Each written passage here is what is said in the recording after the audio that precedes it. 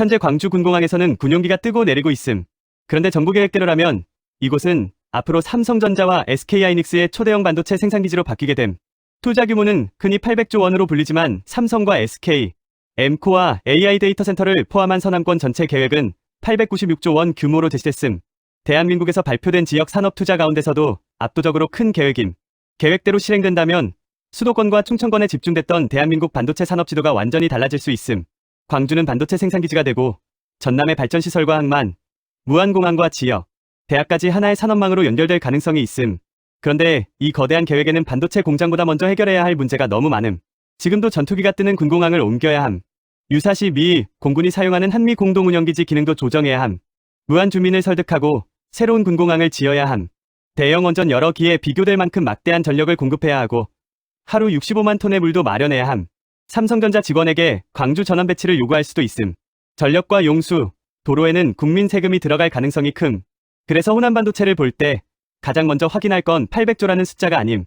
이 계획의 돈이 실제로 언제 집행되는지, 공장을 어디에 어떻게 짓는지, 전력과 물을 누가 공급하고 혜택과 부담을 누가 나누는지를 봐야 함. 이 사업을 하나의 시간표로 놓으면 4단계로 나눌 수 있음. 첫 번째는 약속의 단계임.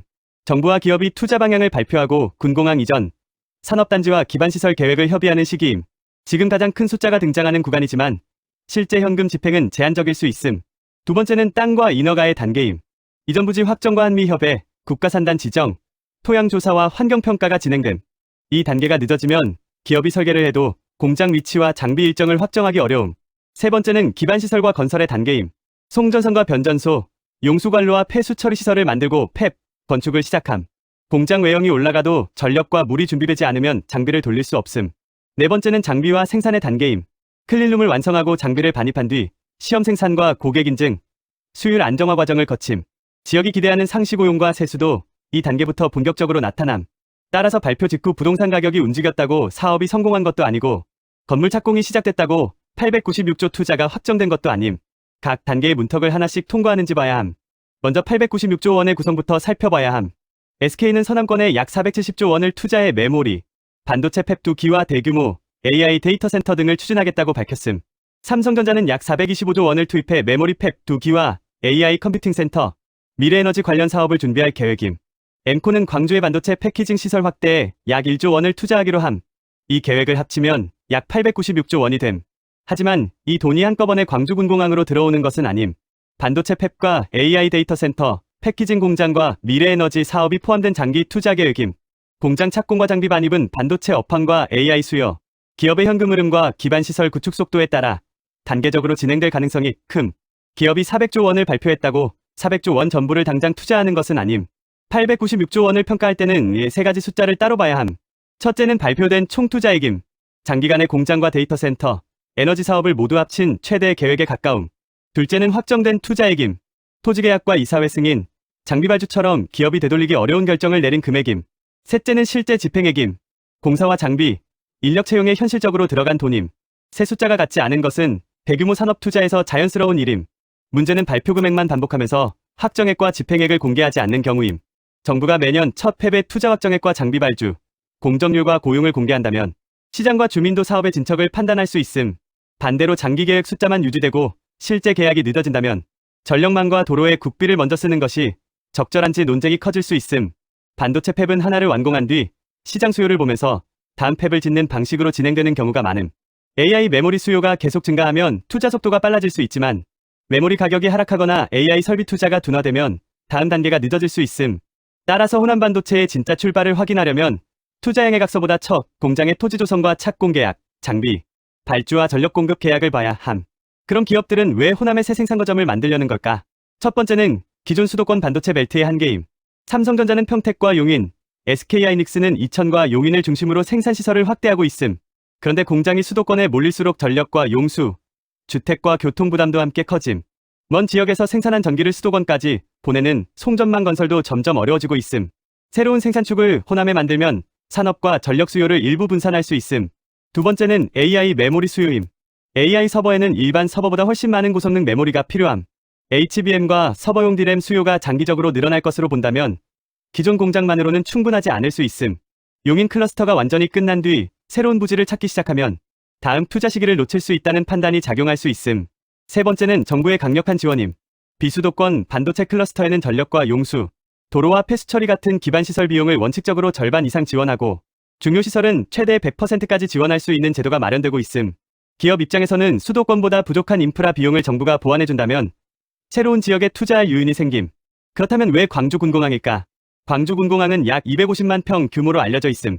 대형 반도체 팹 여러 개와 협력사, 연구시설, 변전소와 폐수 처리 시설을 배치할 수 있는 넓은 부지임. 공항으로 사용되온 만큼 활주로 주변이 상당 부분 평탄화돼 있음. 일반 산업단지처럼 산을 깎고 땅을 다지는 시간을 줄일 수 있다는 장점이 있음. 광주 도심과 광주 송정역이 가까워 직원과 가족이 생활하기도 상대적으로 좋음. 기존 도로와 KTX, 주거와 교육시설을 이용할 수 있다는 점도 기업 입지로는 강점임. 하지만 이 장점이 가장 큰 약점이기도 함. 공장 부지로는 준비돼 있지만 현재 사용할 수 없는 땅이기 때문임. 광주군공항은 지금도 공군이 사용하는 군사기지임. 전투기와 관제시설, 경납고와 정비시설, 탄약고와 연료시설을 다른 곳으로 옮겨야 함. 군공항 전체를 옮기려면 새 군공항을 먼저 만들어야 하고 주민 동의도 필요함. 더 복잡한 문제는 한미 군사협의임. 광주기지는 국내 한미 공군 공동운영기지 가운데 하나로 알려져 있음. 평상시 미 공군 전투부대가 상주하지는 않지만 유사시 미항공전력이 전개될 수 있도록 시설과 구역이 유지되고 있음. 미국 측에 공여된 구역도 있는 것으로 알려져 이전과 기능 조정을 위해서는 한미 간 협의가 필요함. 미 7공군은 광주기지에 중요한 군사적 이해관계가 있으며 연합 대비 태세 유지를 위해 한국 공군과 협조하겠다는 입장을 밝혔음. 여기서 미국이 호남 반도체를 막는다는 식으로 해석하면 안 됨. 현재까지 미국이 공장 건설에 반대하거나 사업 중단을 요구했다는 사실은 확인되지 않았음. 미국의 허락을 받아야 한국이 공장을 지을 수 있다는 의미도 아님. 핵심은 유사시 전개기능과 미측 공여구역을 어떤 기지로 옮길지, 광주기지를 공동운영기지에서 언제 어떻게 변경할지를 협의해야 한다는 점임. 미국이 반대하지 않더라도 대체시설과 연합작전계획 조정에 시간이 걸리면 반도체 일정도 영향을 받을 수 있음. 미국의 찬반보다 한미 협의의 속도가 더 중요한 이유임. 국내에서는 무안이 가장 큰 변수임. 광주군공항을 비우려면 새 기지를 받아들일 지역이 필요함. 무안군은 호남 반도체 클러스터가 서남권 발전에 도움이 될 수 있다며 협력 의사를 밝혔음. 하지만 광주 민간공항의 무안국제공항선 이전, 약 1조 원 규모의 지원, 국가 차원의 추가 인센티브라는 세 가지 조건이 먼저 구체화돼야 한다는 입장을 유지하고 있음. 무안 주민 입장에서 생각하면 이유가 있음. 광주는 군공항 소음에서 벗어나고 수백조 원 규모의 반도체 공장과 일자리, 개발 부지를 얻게 됨. 무안은 새 전투기 소음과 군사시설 규제, 재산권 제한을 받아들여야 할 수 있음. 정부가 국가 산업을 위해 군공항을 수용해달라고 요구한다면 무안도 공항 활성화와 교통망, 산업시설과 지역 지원을 확실하게 받아야 한다고 보는 거임. 문제는 시간표임. 광주 반도체 공사는 빠르게 진행되는데 무안 지원 사업이 늦어진다면 무안 주민은 혜택보다 군공항 부담을 먼저 체감하게 됨. 반대로 무안의 모든 조건을 먼저 해결할 때까지 기다리면 반도체 착공이 늦어질 수 있음. 광주 공사와 무안 지원을 같은 시간표에 묶는 방식이 필요한 이유임. 2030년 가동 목표도 따져봐야 함. 광주 군공항을 비우려면 이전 부지 확정과 주민 의견 수렴, 새 활주로와 관제시설, 경납고와 탄약고 건설이 필요함. 이 과정을 순서대로 진행하면 2030년보다 늦어질 가능성이 있음. 그래서 정부와 지방정부는 군공항 이전과 국가산단 지정, 환경평가, 공장 설계와 기반시설 구축을 동시에 추진하는 방안을 검토하고 있음. 군사작전에 사용하지 않는 일부 구역부터 공사하거나 전투기와 정비시설, 탄약고를 나눠 이전하는 방법도 거론됨. 하지만 기능을 분산하면 다른 공군기지와 지역 주민에게 새로운 부담이 생김. 군사시설이 남은 상태에서 공사를 하면 비행안전과 보안, 화재와 폭발 위험을 함께 관리해야 함. 가능한 구역부터 시작한다고 전체 공장 가동 일정이 자동으로 당겨지는 것은 아님. 전력 문제는 군공항 이전만큼 큰 변수임. 호남권 반도체 생산시설 전체에는 약 6.3기가와트의 전력이 필요할 것으로 제시됐음. 원전 1기를 약 1기가와트 규모로 단순 비교한다면 원전 여러 기급 설비 용량에 해당하는 수요임. 실제로 원전 6기를 새로 지어야 한다는 뜻은 아니지만 그만큼 안정적인 전력이 많이 필요하다는 의미임. 반도체 공장은 순간적인 정전과 전압 변화에도 민감함. 가동 중인 웨이퍼가 손상되고 장비를 재가동하는데 큰 비용이 발생할 수 있음. 그래서 삼성전자 전영현 대표는 원전 확대와 전력 구매 계약, LNG 열병합 발전 지원이 필요하다고 공개적으로 요청했음. 정부와 한전은 신장성 신광주 변전소에서 광주 군공항 부지까지 약 2025의 전력선을 새로 설치하고 2029년 말까지 1단계 선로를 구축하는 계획을 마련했음. 황룡강과 지방도 부지를 활용해 상당 구간을 지중화하는 방법도 검토하고 있음. 이 선로를 통해 초기 4기가와트 규모의 전력을 공급하는 방안이 제시됐음. 지중화는 송전탑에 대한 주민 반발과 경관 문제를 줄일 수 있음. 하지만 지상선로보다 건설 비용이 크게 증가하고 공사 기간도 길어질 수 있음. 비용을 한전이 부담할지 정부와 기업이 나눌지도 결정해야 함. 공장 옆에 LNG 열병합발전소를 지어 전력과 열을 직접 공급하자는 주장도 나옴. 원전과 재생에너지, LNG와 ESS 가운데 어떤 조합을 선택하느냐에 따라 지역 에너지 정책도 달라질 수 있음. 물도 만만치 않음. 정부가 밝힌 호남권 반도체 공장의 용수 수요는 하루 약 65만 톤임. 웨이퍼를 세척하는 초순수를 만들기 위해 일반 산업보다 훨씬 많은 물을 안정적으로 공급받아야 함. 정부는 동복댐과 주암댐, 장흥댐, 보성강댐, 나주댐 등의 여유 물량과 용도 전환, 대체 농업용수와 하수, 제2용을 조합하겠다는 계획임. 하지만 광주와 전남은 과거 극심한 가뭄을 겪었음. 물이 충분한 평상시가 아니라 최악의 가뭄에도 산업용수와 주민 식수, 농업용수를 함께 지킬 수 있는지를 검증해야 함. 일부 정치권에서는 과거 가뭄 대책으로 확보하려 했던 물량이 반도체, 용수 계획에 다시 포함된 것 아니냐는 문제를 제기함. 정부는 필요한 물을 공급할 수 있다는 입장이지만 실제 관로와 양수장, 댐 보강시설이 언제 완성되는지까지 봐야 함. 노동자 문제도 공장 가동을 좌우함. 삼성전자 노조 자체 설문에서는 응답자의 84%가 호남반도체 프로젝트에 반대했다고 밝혔음. 삼성전자 전체 직원의 84%가 아니라 해당 노조 설문 응답자 결과라는 점은 구분해야 함. 노조가 문제 삼은 건 반도체 공장 자체보다 전원 배치와 근무지 변경, 직원 처우와 주거 대책임. 호남반도체를 2027년 임금단체 교섭 의제로 다루겠다고 밝힌 이유도 여기에 있음. 반도체 공장에는 숙련된 공정장비 엔지니어가 필요함. 광주 지역 인재를 새로 채용하는 데는 시간이 걸림. 초기에는 평택과 기흥, 화성 등에서 일하던 기존 직원이 광주로 이동해야 할 가능성이 큼. 근무지 변경은 직원 한 명의 문제가 아니라 배우자의 직장과 자녀의 학교, 주택과 가족 돌봄이 함께 움직이는 문제임. 주택과 이주비, 자녀 교육과 배우자 일자리 대책이 없다면 직원 반발이 커질 수 있음. 반대로 기존 직원 이동을 최소화하면 초기 패배 안정적인 가동이 어려울 수도 있음. 신규 지역 채용과 기존 숙련 인력 파견을 어떻게 조합할지가 중요함. 소재 부품 장비 기업도 필요함. 현재 국내 반도체 협력사는 수도권과 충청권에 집중돼 있음. 장비가 멈추면 엔지니어가 즉시 공장에 들어가야 하고 소재와 부품도 안정적으로 공급돼야 함.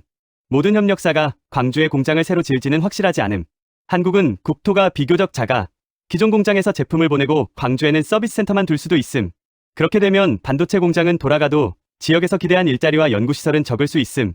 대기업 팩, 내 기보다 주변에 어떤 협력사와 연구소가 실제로 들어오는지가 지역 경제에는 더 중요할 수 있음. 대학과 인재 문제도 있음. 광주와 전남의 대학들은 반도체 관련 학과와 교육과정을 확대할 가능성이 큼. 공장이 완성된 뒤 교육을 시작하면 가동 시점에 인력을 공급할 수 없기 때문에 미리 학생을 뽑고 교육해야 함. 하지만 학과만 늘리고 기업의 연구개발 조직이 수도권에 남는다면 졸업생도 다시 수도권으로 떠날 수 있음. 생산인력뿐 아니라 연구소와 설계 조직, 창업기업이 함께 들어와야 지역의 고급 인재가 정착함. 직원의 가족이 생활할 주택과 학교, 병원과 문화시설도 필요함. 공장과 기숙사만 있는 산업단지로는 우수한 인력을 오래 붙잡기 어려움. 부동산은 가장 먼저 반응할 가능성이 있음. 반도체 공장이 실제로 착공하기 전부터 주변 토지와 아파트 가격에 기대감이 반영될 수 있음.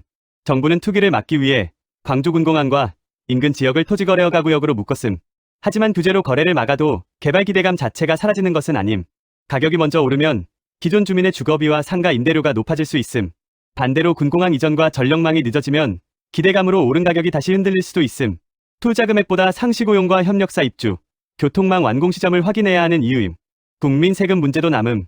정부의 반도체 지원 제도는 비수도권 클러스터의 전력과 용수, 도로와 폐수 처리 시설 같은 기반 시설 설치비를 원칙적으로 절반 이상 지원하고 중요 시설은 최대 100%까지 부담할 수 있게 함.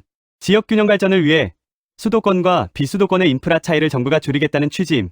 국가가 기반 시설을 먼저 만들면 삼성과 SK뿐 아니라 주변 중소기업도 함께 사용할 수 있음. 지역 일자리와 세수가 장기간 증가한다면 초기 지원보다 더 큰 효과를 얻을 수도 있음. 하지만 기업이 투자 계획만 발표하고 실제 착공을 늦추면 기반 시설만 남을 위험이 있음. 국비 지원을 투자와 고용 조건에 연결해야 한다는 주장이 나오는 이유임.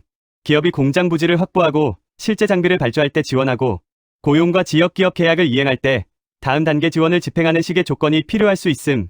이 계획을 실제 일정으로 바꿔보면 2030년까지 넘어야 할 문이 얼마나 많은지 더 분명해짐. 첫 번째 문은 군공항 이전의 정치적 합의임. 무한의 조건과 정부 지원, 광주 민간공항 이전 시점이 정리돼야 함. 주민 수용성 조사와 설명회, 지원 사업의 법적 근거가 함께 마련돼야 이후 설계와 보상의 속도가 붙을 수 있음. 두 번째 문은 한미 군사협의임. 광주기지의 공동운영 기능과 미측 공여구역을 어느 기지로 옮길지 합의해야 함. 단순한 외교문서 한 장이 아니라 대체시설과 작전계획, 통신과 물자 배치까지 조정해야 할 수 있음. 세 번째 문은 부지의 환경과 안전임. 토양과 지하수 오염 조사, 탄약고와 연료시설의 안전거리, 비행안전구역과 공사구역 분리를 완료해야 함. 네 번째 문은 전력과 용수임. 변전소와 송전선, 용수관로와 폐수처리시설이 공장 건축보다 먼저 움직여야 함. 다섯 번째 문은 기업의 확정 투자임. 장기계획 발표를 넘어 첫 팹의 설계 계약, 장비 발주와 건설사 선정이 실제로 나와야 함. 여섯 번째 문은 인력과 공급망임. 숙련 인력의 이동과 지역인재 채용, 소부장 기업의 서비스망과 연구소가 준비돼야 함. 이 6단계 가운데 하나만 늦어져도 다음 단계가 연쇄적으로 밀릴 수 있음. 반도체 산업은 건물과 전력, 물과 사람이 동시에 준비돼야 하기 때문임. 호남 반도체를 용인이나 평택과 비교할 때도 차이를 봐야 함. 수도권, 기존 클러스터는 오랜 기간 협력업체와 인력, 주거와 교통망이 축적돼 있음. 전력과 용수 문제가 크더라도 주변에 이미 반도체 생태계가 형성돼 있어 기업이 단계적으로 확장하기 쉬움. 광주는 넓은 부지와 국가 지원, 지역 균형 발전이라는 강점이 있지만 처음부터 생태계를 만들어야 하는 부담이 있음.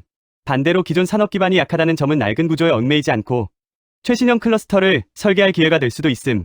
공장과 데이터 센터, 재생에너지와 원전, 대학과 연구소, 주거와 교통을 처음부터 하나의 계획으로 묶을 수 있기 때문임.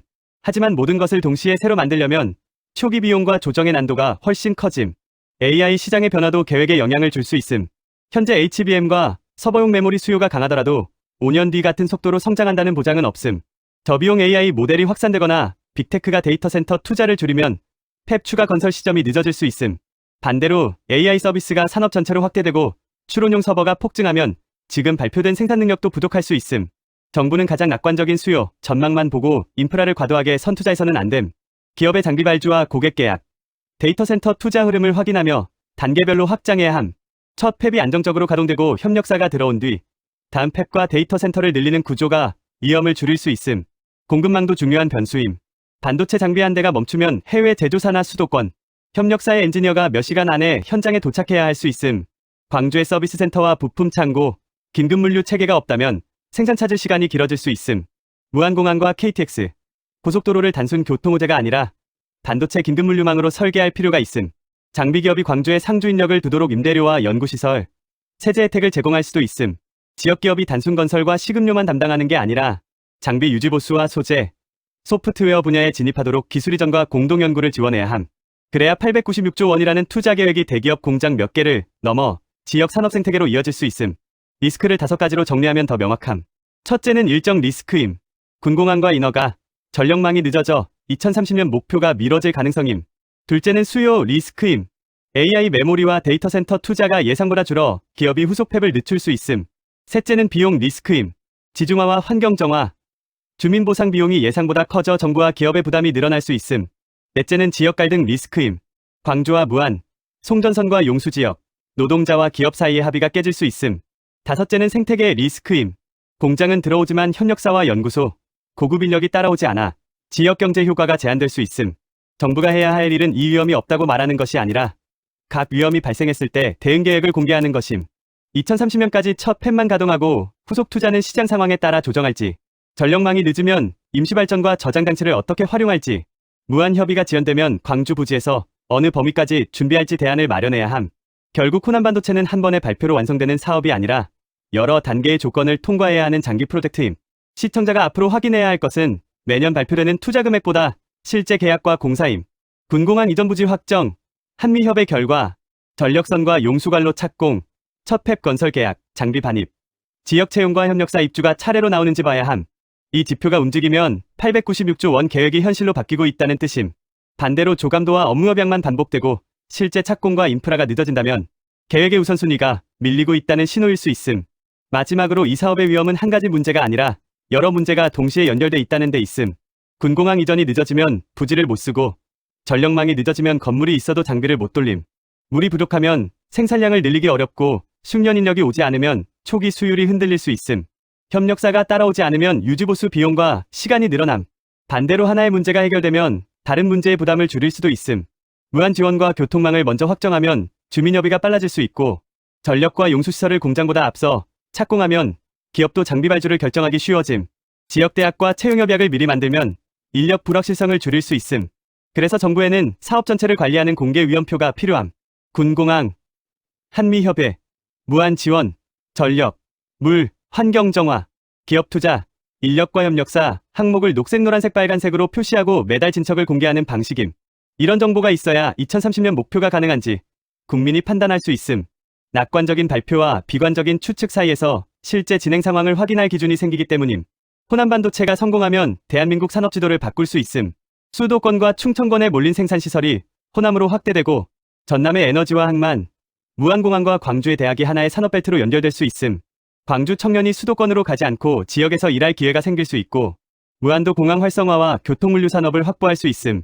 전력과 용수시설도 이후 들어올 산업 전체가 활용할 수 있음. 반대로 군공항 이전과 한미협의 전력과 물 가운데 하나라도 크게 늦어지면 투자 계획의 우선순위가 달라질 수 있음. 기업은 이미 인프라가 갖춰진 평택과 용인 투자를 먼저 진행할 수 있음. 광주에는 개발 계획과 부동산 기대감만 남고 실제 공장은 늦어질 가능성도 있음. 그래서 호남반도체의 성패를 확인할 5가지 지표가 필요함. 첫째, 광주 군공항 이전 부지가 언제 최종 확정되는지 확인해야 함. 둘째, 한미공동운영기지 기능을 언제 어디로 옮길지 공개되는지 확인해야 함. 셋째, 2029년 전력선과 용수관로가 실제로 착공되는지 확인해야 함. 넷째, 삼성과 SK가 첫 팹의 구체적인 착공 계약과 장비 발주를 언제 시작하는지가 중요함. 다섯째, 협력사와 연구소, 지역 채용 규모가 실제 투자 계약에 포함되는지를 봐야 함. 이 5가지가 계획대로 움직인다면 광주 군공항은 새로운 반도체 도시로 바뀔 수 있음. 반대로 발표 금액만 크고 군공항과 인프라, 노동자 대책이 따라오지 않는다면 해결해야 할 조건이 너무 많은 장기 계획으로 남을 수도 있음. 결국 호남 반도체의 핵심은 800조라는 숫자가 아님. 미국과 군사 기능을 조정하고 무한 주민을 설득하며 전기와 물을 공급하고 직원과 협력사를 실제 광주에 정착시키는 과정임. 광주가 얻는 혜택과 무한히 부담하는 위험, 기업이 부담할 비용과 국민이 지원할 비용을 투명하게 나눠야 함. 그 과정이 공정하고 구체적이라면 호남 반도체는 국가 균형 발전의 새로운 모델이 될 수 있음. 속도만 강조하며 부담을 다른 지역과 노동자, 국민에게 떠넘긴다면 대규모 투자 계획 자체가 새로운 갈등의 시작이 될 수도 있음. 호남 반도체 800조 계획이 대한민국 산업 지도를 바꿀 기회인지, 해결해야 할 조건이 너무 많은 계획인지는 앞으로 실제 착공과 인프라, 구축 과정에서 갈릴 것 같아. 호남 반도체 계획에 대한 여러분의 생각은 어떤가요? 댓글로 알려주세요.